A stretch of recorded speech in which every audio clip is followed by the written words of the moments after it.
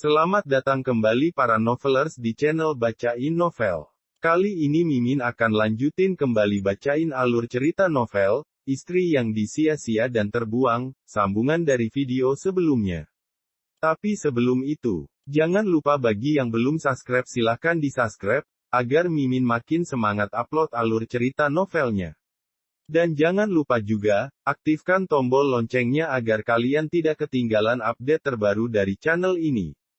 Selamat menikmati alur ceritanya. Bab 67. Apa maksudmu? Gertak Kaisar tak terima diusir Bayu. Kamu tak lihat dia sakit? Suara Bayu kini lebih tinggi dari suara Kaisar. Narsi yang ada di belakang sampai keluar untuk melihatnya. Loh, ada nak Kaisar. Kenapa suaramu melengking Bay? Ini rumahnya dan kamu tak berhak mengaturnya, ucap Narsi geram. Arin yang mendengar perselisihan semuanya bertambah pusing dan bayangannya kabur. Bro, Arin pingsan. Membuat semua yang ada di sana kaget tetapi tidak untuk Bayu. Jika di rumah ini tak ada siapapun, pasti ia akan mengambil kesempatan ini untuk bertindak yang iya-iya. Otaknya dipenuhi dengan hasrat ingin memiliki Arin, melihat kesuksesannya kini membuat Bayu iri dan ingin memilikinya kembali. Jangan sentuh anakku. Sentak Narsi saat Bayu hendak menolong Arin membawanya ke kamar. Tapi Bu, bagaimanapun Bayu pernah berbagi peluh dengan Arin, kenapa Ibu melarangnya? Ucap Bayu tak terima. Kamu lupa, kalau kamu sudah mantan. Kali ini Kenzi yang naik pitam melihat gaya sok perhatian Bayu. Melihat perdebatan mereka, Kaisar yang akhirnya maju membawa Arin ke kamarnya. Kamu Ibu larang ke kamar Arin paham? Gertak Narsi pada Bayu yang ikut beranjak di belakang Kaisar. Kenzi juga berjaga di depan kamar Arin. Karena marah dan risih, Bayu akhirnya memilih pergi dari rumah Arin tanpa pamit. Percuma jika berhadapan dengan ketiga orang yang memusuhinya. Yang ada ia akan terpojokkan dan gagal mensugesti Arin memberikan apa yang dia mau. Mungkin besok ia akan kembali lagi dan membuat Arin menurut padanya. Sejak kapan dia sakit Bu? Tanya Kaisar penasaran. Badan lemahnya sungguh membuat Kaisar dan Kenzi iba. Sejak dia mimpi buruk waktu itu. Dia jadi pemurung dan jarang berkomunikasi. Dia juga jarang mengerjakan pekerjaannya dengan baik. Kemarin dia bangun kesiangan dan kembali ke kamar. Saat ibu cek, dia hanya sedang memandang ponsel sambil memutarnya. Ibu juga bingung, entah ada apa dengan Arin ini. Mantan suami Arin, sering ke sini. Kok bisa tahu rumah ini? Tanya Kenzi. Mereka sudah seperti wartawan yang sedang mewawancarai narasumbernya. Setelah mimpi buruk itu, Bayu jadi setiap hari ke sini.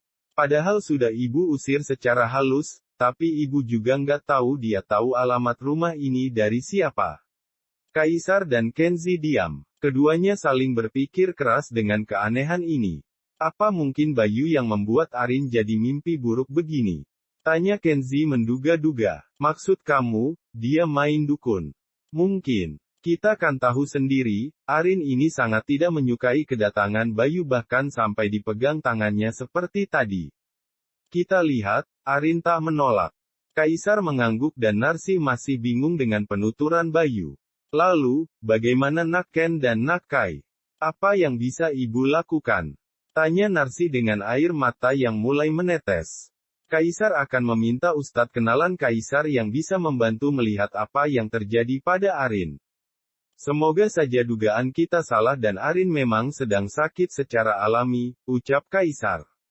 Jangan lama-lama, Nak Kai. Ibu khawatir Arin semakin lemah dan air mata Narsi semakin deras. Kaisar sampai harus memeluk dan menenangkannya. Semua akan baik-baik saja. Kaisar dan Kenzi akan membantu semaksimal mungkin. Ibu jangan khawatir, perbanyak doa dan zikir semoga Arin tak apa-apa, ucap Kaisar sambil mengusap punggung Narsi yang sedang menangis di pundaknya. Arin masih terpejam. Dia masih di bawah alam sadar atas pengaruh ilmu hitam ucup. Arin seperti di sebuah alam yang sangat asing. Padang yang gelap dan hanya banyak suara-suara aneh di sana. Dia melihat Agam yang sedang duduk di tepi sebuah danau. Arin mendekat dan semakin mendekat justru Agam semakin menjauh masuk ke dalam danau. Arin berteriak dan memanggil namun sepertinya Agam tak mendengar. Ibu harus mengembalikan rumah ibu Agam pada ayah agar Agam kembali. Ibu, kasihanilah ayah. Dia menangis tak ada tempat tinggal, ucap Agam sambil melambaikan tangan perpisahan. Agam jangan pergi ke sana bahaya. Sini sama ibu, teriak Arin. Tidak, ibu harus janji untuk mengembalikan rumah itu pada ayah. Barulah Agam akan kembali. Baiklah, ibu janji akan mengembalikannya. Agam mendekat ya, jangan di sana bahaya. Saat Agam hendak mendekat justru dia terpeleset dan menghilang membuat Arin histeris memanggilnya. Agam, Arin terbangun dari pingsannya. Kaisar dan Kenzi yang masih di sana sampai kaget dan kembali masuk ke kamar Arin. Rin, kamu kenapa? Tanya Kenzi. Keringat membanjiri wajah Arin. Mimpi tadi sungguh sangat menyeramkan, tapi ia merasa sangat jelas. Arin tak menengok saat Kaisar memanggilnya, La juga tak merespon saat Kaisar mendekatinya. Hai, kamu kenapa? Ditanya malah diam, ucap Kenzi mencoba menyadarkan Arin. Masih dengan wajah yang sama. Arin tak merespon membuat Kaisar dan Kenzi yakin jika ada yang sengaja membuat Arin begini. Kaisar keluar dari kamar Arin dan menemui Narsih di belakang. Bu, Narsih yang sedang menyiapkan minuman untuk Kenzi dan Kaisar menengok. Nggih nak, loh, ada apa sampai nyusulin ke dapur? Ini lagi ibu buatkan teh buat kalian. Ndak usah repot-repot bu, Kaisar mau pamit pergi dulu. Ada Kenzi yang menemani Arin di sini. Titip Kenzi bentar ya bu. Loh, mau kemana emangnya? Tanya Narsih. Ada urusan sebentar. Bentar kok nggak lama, ucap Kaisar lalu setelah pamit ia meninggalkan Kenzi di rumah Arin, lah hendak menemui seseorang yang biasa ia mintai bantuan untuk hal semacam ini. Mobil melesat menuju Payau, tempat Ustadz Khairul tinggal dan menetap. Ustadz Khairul adalah kiai muda yang pernah membantu Kaisar saat membuka bisnisnya dan membuka tempat baru agar diberi kemudahan dan ridho Allah. Kaisar akan mengadakan pengajian jika hendak menempati rumah baru. Ia mengira jika hal yang terjadi pada Arin karena rumah itu mungkin belum diselamati kalau bahasa umumnya. Assalamualaikum, salam Kaisar. Ustadz Khairul yang sedang mengajar anak-anak desanya di rumah, seketika menengok dan menghentikan aktivitasnya. Waalaikumsalam, Kaisar. Wah tumben ke sini. Ayo masuk. Sambut Ustadz Khairul dan mereka berjabat tangan. Pengajaran anak-anak dilanjutkan oleh santri dewasa yang tadi sedang membantunya. Inggih, Tas. Mereka berdua duduk di ruang tamu. Ustadz Khairul memiliki sebuah tempat khusus mengaji di sebelah rumahnya. Tadinya tempat itu adalah garasi mobil lalu ia sulap menjadi tempat mengaji gratis para santri kompleknya. Meski sudah memasuki kawasan industri, namun banyak orang tua yang menitipkan anak-anaknya mengaji di tempat ini. Ustadz Khairul bekerja sebagai penjahit keliling dan istrinya adalah seorang guru TK.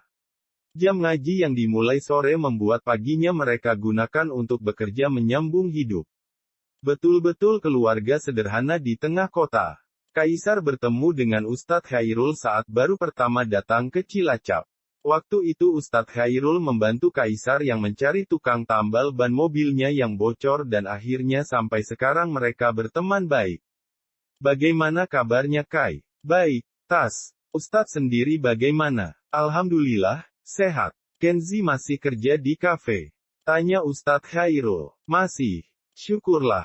Ngomong-ngomong ada apa datang menemuiku? Mau buka usaha baru lagi? Kaisar tersenyum. Ternyata memang dia akan datang ke tempat ini jika memerlukan bantuan Ustadz Khairul untuk memberikan doa untuk tempat barunya. Hehehe, kali ini bukan mendoakan tempat yang ditinggali olehku. Melainkan, meminta tolong untuk mendoakan tempat tinggal seseorang bisa. Tanya Kaisar. Bukan tempatmu. Kaisar menggeleng. Dia seorang wanita yang baik. Tetapi, berubah jadi pendiam dan aneh ketika tinggal beberapa minggu di tempat itu. Mungkin Ustaz bisa mengeceknya, ujar Kaisar. Maksud kamu, wanita itu ada yang mengganggu? Mungkin. Kai juga nggak tahu pasti, makanya Kai datang ke sini.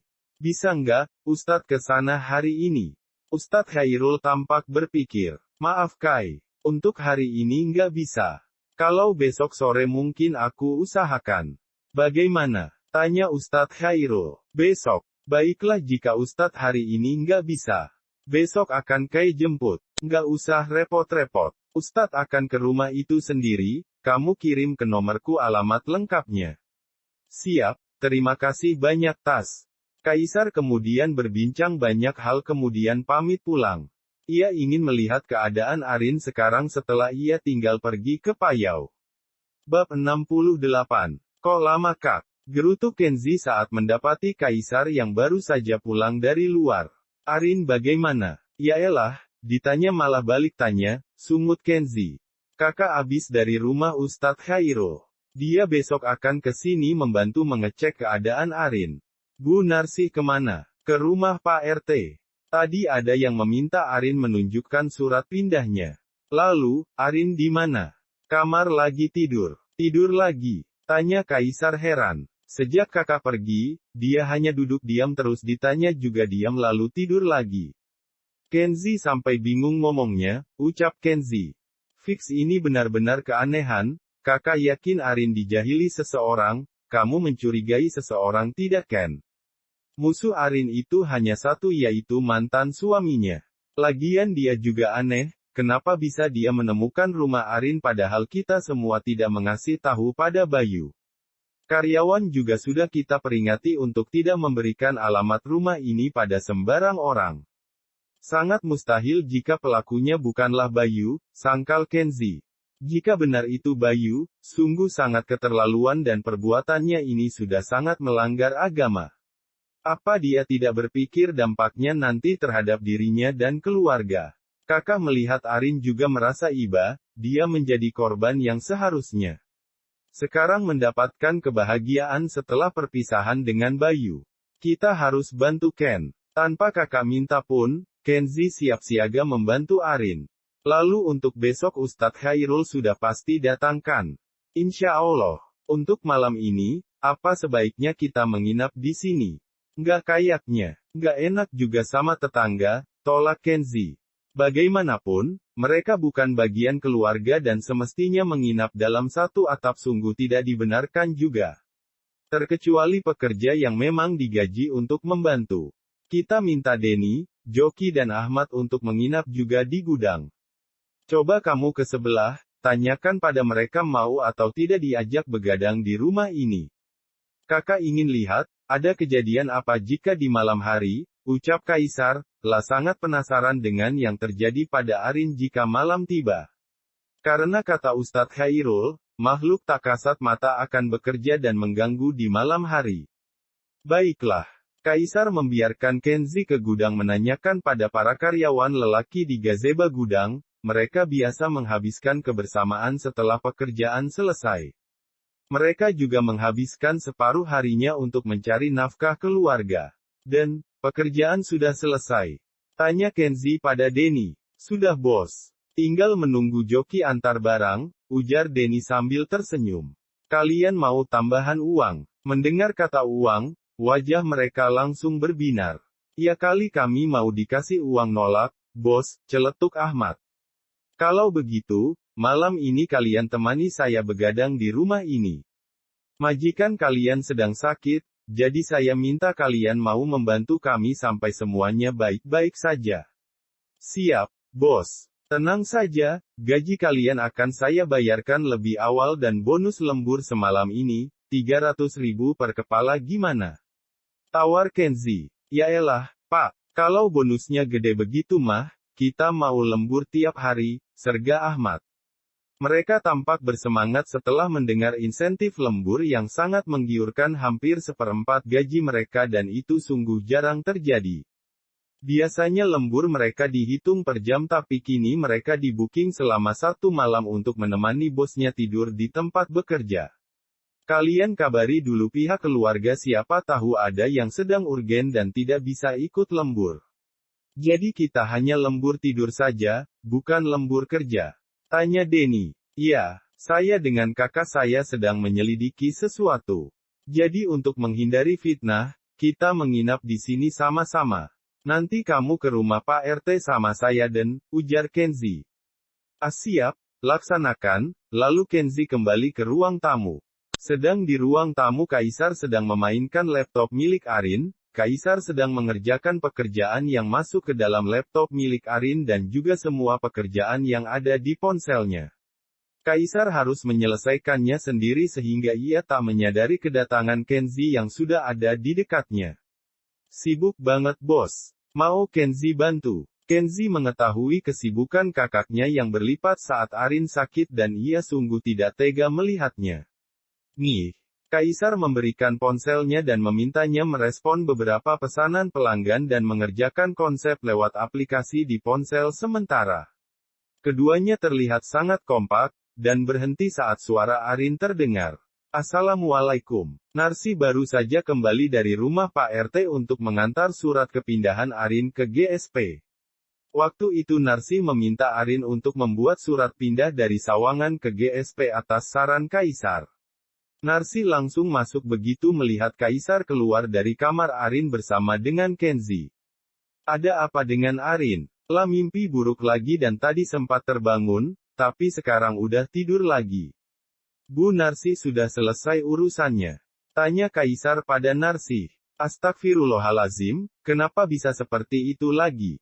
ucap Narsi dengan wajah yang murung dan putus asa. "Nggak apa-apa Bu. Ibu yang sabar saja ya, semua ini pasti ada hikmahnya," ucap Kaisar mencoba menenangkan hati Narsi yang tampak sedih dan terpukul dengan kejadian yang menimpa anaknya. "Jahat banget yang melakukan ini pada Arin. Ibu sungguh sangat mengutuknya keras, anak ibu sakit terus, itu membuat ibu sangat terpukul. Semuanya pasti akan terjawab nanti dan kejahatan tidak akan bisa menang melawan kebaikan. Percaya pada Sang Pencipta bahwa semua ini merupakan kehendaknya. Kita tunggu sampai besok sore. Kaisar sudah meminta seseorang untuk membantu kita melihat apa yang ada di dalam tubuh Arin." Narsi menyeka air matanya kemudian memeluk Kaisar dengan hangat seperti kepada anaknya sendiri. "Ibu sangat berterima kasih pada kalian. Jika tidak ada kalian, ibu tidak tahu apa yang aku lakukan pada hari berat akhir-akhir ini. Mungkin besok Elbu akan meminta Pak D yang ada di Lomanis untuk datang dan membantu kita. Semuanya pasti akan terjawab nanti dan kejahatan tidak akan bisa menang melawan kebaikan. Percaya pada Sang Pencipta bahwa semua ini merupakan kehendaknya. Kita tunggu sampai besok sore. Kaisar sudah meminta seseorang untuk membantu kita melihat apa yang ada di dalam tubuh Arin."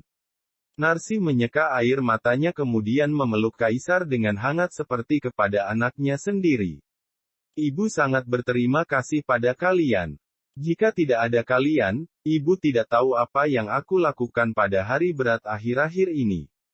Mungkin besok Elbu akan meminta Pak D yang ada di Lomanis untuk datang dan membantu kita.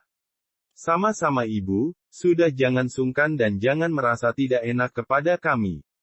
Kami sudah menganggap kalian berdua sebagai keluarga, begitu juga dengan Arin." Narsi tersenyum kemudian meninggalkan keduanya untuk ke kamar Arin. Dia ingin mengecek keadaan anaknya. "Kak, aku mau ke rumah Pak RT dulu, mau izin menginap di sini bersama dengan karyawan yang lain."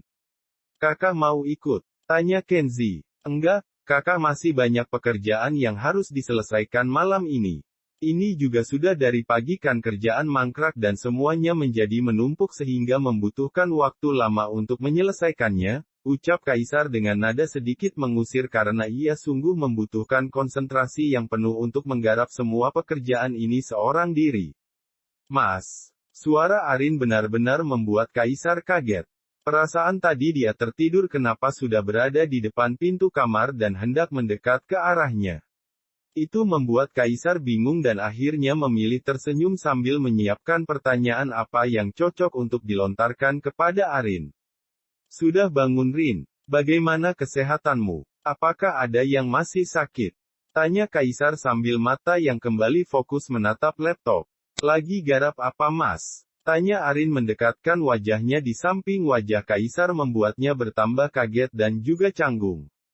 "Itu salah bos. Bukankah itu desain yang dikirimkan oleh Permata Hati?" Kaisar justru tersenyum mendengar Arin memperhatikan pekerjaannya itu menandakan bahwa dia sudah sedikit membaik dengan kesehatannya. Iya, mau coba membantu menyelesaikan? Tanya Kaisar sengaja memancing agar Arin bisa segera sadar. Maaf mas, Arin belum bisa karena kepala Arin masih sangat pusing, tolak Arin. Oh baiklah, kalau begitu kamu duduk saja di samping mas sambil memperhatikan pekerjaan yang mungkin membutuhkan perhatianmu untuk disentuh. Jangan lama-lama ya sakitnya kami semua membutuhkanmu, ucap Kaisar jujur. Memang begitulah adanya, beberapa hari ini ia yang tidak memegang percetakan sungguh-sungguh. Juga semuanya menjadi sedikit kacau dan kerepotan. Pelanggan yang tadinya meminta fast respon kini menjadi slow respon semenjak Arin memutuskan untuk tidak keluar rumah. Bab 69. Mas, temani Arin ke rumah Mas Bayu ya. Ucap Arin membuat Kaisar begitu kaget. Bayu, iya, ada yang harus Arin bicarakan. Ini serius, Mas Kai mau ya? Bujuk Arin. Untuk mengetahui apa yang Arin ingin katakan pada Bayu, Kaisar menyetujuinya. Tapi Mas harus ikut masuk kamu ke dalam boleh. Setelah berpikir akhirnya Arin mengangguk dan membolehkan Kaisar ikut masuk. Kak Kenzi ikut boleh? Tanya Kenzi. Kamu di sini aja sama anak-anak gudang. Temani ibu juga, kakak ingin tahu apa yang akan dibicarakan Arin kepada Bayu. Kenzi akhirnya menurut dan memilih menunggu di rumah Arin. Arin diantar Kaisar ke rumah Bayu di Tegal Kamulian, karena Arin bilang Bayu sedang di rumah ibunya. Padahal waktu sudah menuju waktu malam tetapi Arin justru meminta berkunjung. Memangnya kamu mau ngapain ke rumah Bayu Rin? Tanya Kaisar saat masih fokus mengemudi. Arin mau melihat keadaan Mas Bayu. Setiap Arin tidur, Mas Bayu selalu bikin Arin gelisah dan Arin takut Mas Bayu ada yang mengganggu. Kaisar semakin menaruh curiga pada Bayu. Arin yang sekarang bukan Arin yang ia kenal. Lagian tak mungkin Arin meminta datang berkunjung sedangkan keduanya sudah berpisah. Mobil sampai tepat di depan pintu. Arin melepas seat belt dan bergegas turun. Ayo, Mas. Kamu duluan, Mas nanti menyusul, sahut Kaisar. Sebenarnya ia ingin konsultasi sebentar dengan Ustadz Khairul dan menanyakan perihal ini. Baiklah, Arin turun dulu ya. Nanti langsung masuk saja ke dalam. Kaisar mengangguk dan setelah Arin pergi Kaisar mengeluarkan ponselnya untuk memanggil Ustadz Khairul. Assalamualaikum Tas. Waalaikumsalam Kai. Ada apa? Tas, Kai sedang menemani teman Kaisar yang tadi Kai bicarakan. Dia melakukan hal aneh dengan mengunjungi rumah mantan suaminya. Padahal sebelumnya, keduanya nampak tak pernah begini. Apa mungkin dia yang melakukan kejahatan secara gaib itu Ustadz? Tanya Kaisar. Kamu sekarang di mana? Kai lagi di Tegal Kamulian. Ke rumah mantan suaminya. Kai harus bagaimana ya Tas buat sedikit menyadarkan teman Kai ini. Kamu melihat keanehan lain lagi. Lia, tatapan matanya kosong saat berbincang dia juga tak begitu merespon baik. Ustadz Khairul memberikan saran agar Kaisar meminta petunjuk dan bantuan pada Allah karena Dia Maha Agung dan Pemberi Rahmat. Dan beberapa ayat yang bisa digunakan untuk memberikan perisai sementara pada Arin. Kaisar turun dan masuk dengan perlahan sambil sedikit mendengarkan dari luar apa yang sedang Bayu dan Arin perbincangkan. Mas ingin kamu pikirkan kembali Agam Rin. Ibu, Mas dan Agam sangat membutuhkanmu. Jika kamu tak ingin kembali dengan Mas tak apa, setidaknya kamu bantu Mas mengembalikan rumah Agam pada Abah. Mas pusing memikirkannya sampai pekerjaan proyek Mas gagal total. Kamu tahu, jika Susi sudah meninggalkan Mas dan kini Mas sudah mendapatkan ganjarannya. Apa kamu masih ingin melihat Mas lebih menderita lagi? Apa kamu ingin melihat Mas mati dahulu, setelah itu baru kamu mau melihat keseriusan Mas meminta maaf? Mas menyesal, kehilanganmu sudah menjadi azab terpedih. Jangan tambah lagi beban Mas setelah ini tolong. Bantu Mas sekali lagi, ucap Bayu yang masih terdengar jelas di telinga Kaisar. Iya Rin, ibu juga menyesal sudah jahat sama kamu. Tapi tolong bantu kamu kali ini. Setelah itu, kami tak akan mengganggumu lagi. Kami janji, ucap Reni. Ternyata anak dan ibu saling sekongkol untuk menjadikan Arin tameng kehidupan mereka. Kaisar hendak masuk tetapi ragu, ia memilih mendengarkan percakapan dari luar agar bisa membiarkan Bayu berbicara leluasa dengan Arin. Arin akan bantu, tapi Mas harus jawab jujur. Apa Mas masih memiliki rasa dengan Susi? Kaisar heran. Kenapa Arin menanyakan hal ini pada Bayu sedangkan ia tak ingin lagi membahas hal ini? Mas sudah tak ada urusan lagi dengan Susi. Dia sudah pergi setelah tahu Mas jatuh miskin dan kini rumah di Rinjani sudah dia gadaikan. Jangankan suka, bertemu saja Mas muak rasanya. Kaisar mencoba lebih dekat menguping dan suara Wisnu mengagetkan Kaisar. Apa yang Anda dilakukan di sana? Tanya Wisnu. Kaisar kembali berusaha tenang dan menjawab kekepoan Wisnu. Saya sedang menunggu Arin pulang tapi sepertinya dia sudah terlalu lama di dalam. Saya akan memanggilnya untuk pulang dia sedang sakit. Oh, Anda ini kekasih baru Arin. Mau saja dijadikan kacungnya hehe. Tampan tapi bodoh. Wisnu berlalu dan membiarkan Kaisar dengan wajah kesalnya. Terlanjur kehadirannya diketahui, Kaisar memilih masuk. Rin ayo pulang. Bayu langsung menatap sinis kehadiran Kaisar dan Arin yang melihatnya menjadi gusar. Anda kenapa ikut ke dalam? Kacung seharusnya di luar, bukan di dalam menemani majikannya. Ucap Bayu berdiri dan mengacungkan jari di depan muka Kaisar. Tentu kata-kata ini sungguh tak pantas dilontarkan dan Kaisar hampir saja naik pitam karenanya. Ayo pulang. Kaisar menarik lengan Arin dan hendak membawanya keluar tetapi Bayu mencegahnya. Tidak sopan sekali Anda membawa Arin keluar dari rumah saya. Anda pikir Anda siapa? Arin kembali bingung dan kepalanya kembali berdenyut ketika mendengar pertengkaran Bayu. Jangan membuat saya marah atau kamu akan menerima akibatnya Bayu. Kaisar merangkul dan membawa Arin yang sudah mulai merasa lemas dan sepertinya ia kembali pada keadaan tadi siang. Bayu menyusul dan menghajar Kaisar berkali-kali. Tak ingin kalah, Kaisar mendudukan Arin di kursi depan dan membalas perbuatan Bayu. Hanya sebatas memukul tanpa mematikan, karena Kaisar sudah lumayan jago bela diri. Reni terpekik dan meminta tolong Wahyu dan juga tetangga yang lain. Mas, Kai, kita pulang saja. Kaisar menghentikan pukulan terakhirnya karena ajakan Arin kali ini ada benarnya. Beberapa tetangga Bayu ada yang langsung keluar begitu mendengar panggilan keras Reni meminta tolong, kamu tak boleh pulang. Sentak Bayu pada Arin. Kaisar seperti sudah kehilangan akal untuk memberi pelajaran di saat genting begini. Kaisar memilih membawa dengan cepat Arin untuk masuk ke mobil dan kini keduanya menatap tajam. Saya tak akan membiarkan Anda melakukan hal jahat pada Arin. Ingat, musyrik adalah dosa yang tak terampuni. Jadi, taubatlah dari sekarang sebelum Anda menyesal sudah bertindak terlalu jauh demi mendapatkan Arin kembali. Tak ada kekuatan yang lebih dahsyat selain kekuatan Allah. Anda bahkan hanya seujung kuku di hadapan Allah terlebih jika Anda memakai cara hina untuk mendapatkan hati dan perhatian Arin. Jangan kira dapat mempengaruhi Arin dengan cara seperti ini, bahkan Anda dapat menyedihkan setelah melakukan hal dosa ini. Kaisar langsung bergegas masuk mobil dan membawa Ain pergi dari rumah Bayu. Bayu yang marah hanya bisa menatap kepergian Arin dan Kaisar dengan murka. Dia diajak duduk oleh Wisnu dan Reni tetapi ia tak mau dan memilih pergi ke tempat Ucup. Kap, kap, teriak Bayu saat baru sampai di rumah Ucup pukul 9 malam. Bayu tak peduli kalau Ucup akan marah nantinya. Lah sudah sangat kalap dan tak bisa membuka pikirannya dengan baik. Pintu terbuka dan wajah Ucup terlihat menyeramkan. Berbeda dengan tampilannya di siang hari, jika malam Ucup memakai baju kebesarannya yang berwarna hitam dengan belangkon pengikat di kepalanya. Mau apa datang jam segini? Tanya Ucup datar. Tolong gue Kap. Ucup melihat dari atas ke bawah wajah Bayu dan menyuruhnya masuk setelah itu. Kita ke ruangan khusus saja.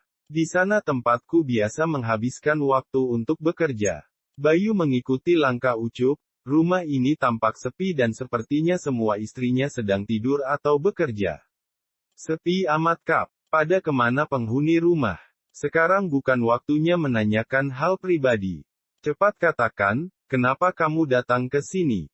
Apa bantuan dariku masih kurang? Tanya Ucup memastikan. Saat sedang begini, Ucup bahkan berbicara sangat formal. Bayu yang baru mengetahui, awalnya cukup kaget. Namun, sekarang ia tahu jika sahabatnya ini akan menjadi lain di malam hari. Arin memiliki kekasih baru. Dia selalu menghalangi rencanaku membuat Arin tunduk dan mau memberikan rumah dan uangnya. Aku ingin, kamu hancurkan dia, tegas Bayu. Kamu tahu sendiri, kan? Aku bukan dukun canggih. Aku hanya menggunakan ilmu dari Mbah Ramos untuk diriku sendiri. Jika aku menggunakan seluruh kekuatanku, maka kamu harus bersiap kehilangan sesuatu yang berharga, tegas Ucup. Apapun itu, lakukan semaksimal mungkin. Aku ingin lelaki itu kapok dan tidak lagi mendekati Arin. Jika perlu bikin dia nyah dari muka bumi ini, ucap Bayu geram. Akan aku coba. Tapi, jika ini gagal maka kamu akan sangat menyesal karena akan kehilangan satu nyawa sebagai tumbalnya. Aku sarankan kamu ke rumah Mbah Ramos, tapi kalau kamu tak mau aku akan membantumu dan berusaha semaksimal mungkin. Tumbal? Tanya Bayu tak percaya dengan syarat yang Ucup katakan. Iya, kamu siap untuk itu. Maka aku akan mengerahkan seluruh ilmu yang aku dapatkan dari Mbah Ramos sekarang juga. Demi menuntaskan emosi jiwanya, Bayu akhirnya melanggar ucapannya sendiri. Kini ia akhirnya melakukan hal dosa yang tidak diampuni Tuhan. Siap dengan persyaratannya. Nyawa seseorang, bukan nyawa binatang. Kamu mau mengorbankan siapa kali ini? Bayu tampak berpikir dan akhirnya memutuskan memilih seseorang itu sebagai tumbal. Aku memilih. Bersambung ke bab 70. Terima kasih sudah setia di channel ini. Sampai jumpa pada bab selanjutnya.